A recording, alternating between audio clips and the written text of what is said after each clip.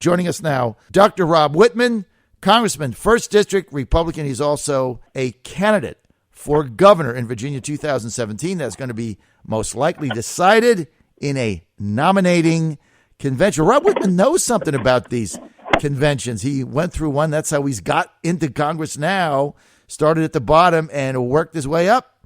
And so that's why you can't count him out. Dr. Wittman, good to have you with us. John, it's great to be with you this morning. Thanks for the opportunity. Okay, now, whenever you come on, I have to give facts because I know you're a factual guy. But all these people that saying that the current front runner can't win, and I just read you 3 national polls that came out mid-March 1980, all showing Reagan down by 29, 25, and 10. So Trump is down by 8 if he's a nominee. I mean, doesn't the math say that's really not that big of a deal as compared to what we saw in 1980?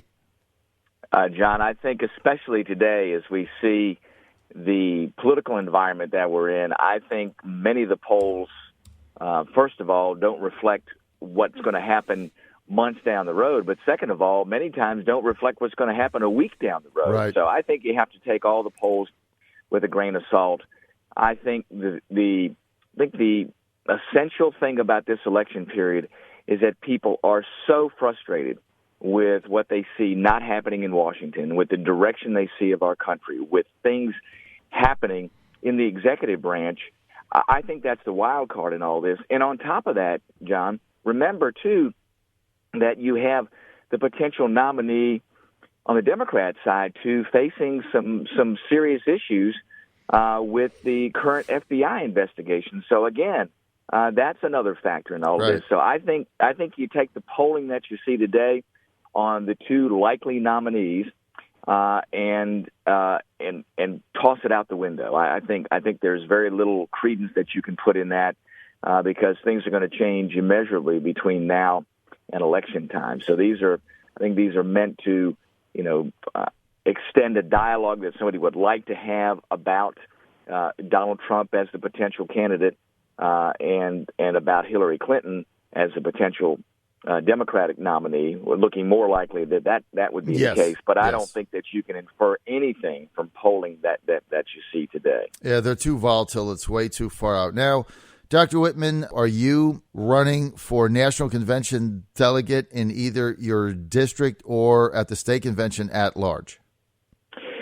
Well, no, I'm not. But I will be. I will be a delegate at the 1st District Convention and at the state convention. But I'm not running for a national delegate. Now I will be in Cleveland at the convention, but I will not be running as a delegate. I believe firmly, John, that those delegate slots should be for the folks in the grassroots, the folks that work very hard. They're the ones that should have the opportunities to go to the convention as a voting delegate. I will be there because I think these are great events, but I do believe that those slots should be for those folks that are part of the base grassroots of our party. Well, I have to say that I agree with you 100%. I appreciate that attitude that you have, in being that I'm running for national delegate and I'm part of the grassroots. Thank you. I like that. I like that a lot.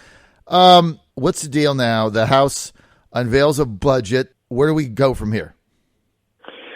Well, John, as you know, the budget passed out of committee the other day, but that doesn't mean that it is something that is going to pass the full body. Now, I don't know what the next step is. I can tell you this, that I have some significant reservations about the budget, about what's passed out, and the top-line spending of $1.7 trillion, which is $30 billion higher than the budget was set the year previous. So I just don't think you can go down the road and continue to say, listen, we're going to increase spending and also, not do the significant things to address the largest area of spending, and that is the autopilot spending programs. Now, I do want to give the Budget Committee and others credit. They have put together some separate legislation to address autopilot spending, to put in place some longer-term reductions in spending there. A good first step. Those bills, too, are still working their way through. Some of the ones I've seen don't come quite to the same figure as the increase in spending in the budget bill. But again, I think if you're not going to stay on a fundamental path to say this is what we're going to do to reduce spending to get our budget to balance, then I have severe reservations about this. And another thing too, John, remember this will now be going on the fourth year in a row where budgets have been put forward tracking towards balance. And remember, the delta that's been put out there has been 9 years. This budget will balance in 9 years. Well, now when you're in the fourth year and you say it's going to budget in 9 years, and you've been saying that for the past 4 years, people start to look at that and go, okay, this is a game. Tomorrow never comes, and we have to be able to show measurable progress to say, here's the end point where this budget is going to get to balance, and here's the progress that we are making towards that. That's one of the measures I'm going to use in looking at this piece of legislation, as well as what fundamental changes do we make to the big spending areas to really make meaningful progress there. And I believe most importantly, John, is not to try to balance the budget on the backs of our men and women in the military and to make sure that we are properly funding our nation's defense. And we've seen the dollars that have come out of the nation's defense budget, and granted, we need to be as efficient as possible in using those dollars, and there are additional things that we can do with efficiencies. But I argue that we have cut it so severely that we are degrading military readiness. We are taking away from the ability for this nation to meet the threats that are out there around the world, for us to have the ability to deter those bad actors around the world, whether it's North Korea, China, Russia, whoever it may be. That is fundamental to who we are as a nation. It's an Article 1, Section 8 a responsibility for us under the Constitution. So we must do those things, and those are some elements that I have deep concerns about with this particular budget. So I've been examining it very closely. We'll see there's some other moving parts that are going on with bills that are, again, separate from this budget bill in what's happening with that. But I think we must think very long and carefully in considering this budget and what we do as a Republican conference to make sure that people look at us and say, yes, you are making measurable progress to addressing the deficit, and you are doing it in meaningful ways that doesn't affect this nation's military. Dr. Wittman, let's get to this budget, the numbers, just for our listeners. So if you're a layman, you look at this and you say, let me get this straight. Republicans have a majority in Congress. Republicans have a majority in the Senate. Everybody ran on getting the deficit down. You pass a budget out of your own controlled committee that has a $30 billion increase in spending and adds another, I guess, $1 trillion to the debt. And you're passing that out of your own committee. And people are scratching their heads and saying, what did we get with this majority? I mean, is that a legitimate question? Absolutely, John, it is. And as you know, the full debate that took place last year on the quote-unquote budget deal, of which I voted against because I thought it was no deal at all. It was going in the opposite direction. The dialogue this year has been, well, it was a 2-year deal. We have to stick with the number that we passed last year. From my perspective, there are many of us that disagreed with the quote-unquote budget deal from last year. I can't find myself to say, well, it wasn't okay last year, but somehow this year it is okay. So I do think that there are fundamental questions that we need to answer there. Now, some of the counter to that, with all respect to the folks in the Budget Committee, some of the counter to that is efforts to reduce mandatory spending, that is the Social Security, Medicare, and other required spending programs, to put in place long-term reductions in spending there, put that into the law. So I think that those are good steps, and the attempt is to offset the increase in spending that the majority of the Congress, not including me, agreed to last year, to counter that, to say, listen, we are indeed reducing the deficit in our spending. The question is when do those reductions occur? And I get frustrated sometimes with the game that occurs in Washington, and that is you say, here's the deficit today, and here's the increase in spending. So if you're going to do that, to me, it ought to be one for one, and it ought to be the same year in which you spend the dollars. Right. Sometimes, though, and what happens in Washington is you say, okay, we're going to increase the spending of dollars, let's say this year by $30 billion, but we're going to reduce spending by $35 billion as an offset, but we save that money over a 10-year period. And to me, the math and timing on that is not where we need to be. So that's one of the things that I'm looking at and what the counters are to reducing this spending.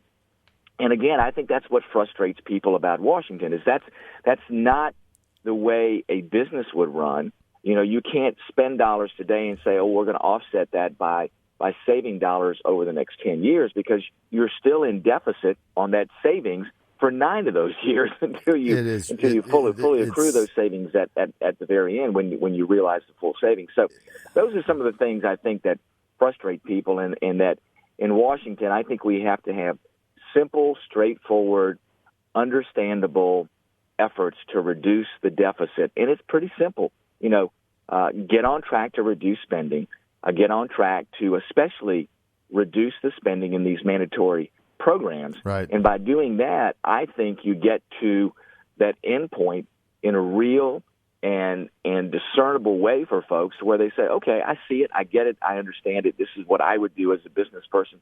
This is what I would do in my family finances to do that.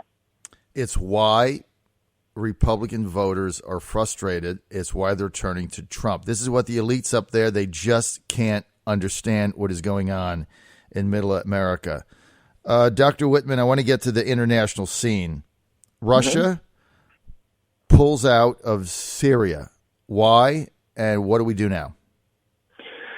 Well, I believe that Russia's pulling out because Vladimir Putin believes that he has achieved his objectives, and that is he's weakened the adversaries of Bashar Assad enough to where he believes that Assad can stay in power. Because remember, they're still keeping some military presence there. They still have land bases there. They still have sea bases. They have a big Navy port there. So they want to make sure that they continue their presence there. Vladimir Putin, I believe, looks at it and says he's achieved his objectives. And then they also want to have, I think, the appearance to the rest of the world that somehow this is a noble effort by Russia to pull out now. But Vladimir Putin is very calculating in understanding what he came in there to achieve. And while they may leave this active combat role, they will still have a significant presence there and will continue to influence what happens in that region, unfortunately, I think, to a much greater extent than the United States is currently. As you know, you hear very little about the efforts that are going on right now in defeating ISIS. It is, I believe, a lukewarm attempt, and at best, only nips around the edges of what ISIS is doing and the territory that ISIS holds. We haven't done anything measurably to move them off of the footprint of land that they hold in Syria and Iraq, and that concerns me, because the longer that goes on, the more entrenched ISIS becomes, the more difficult it becomes to displace them and to do away with them. So, Putin is a very adept tactician.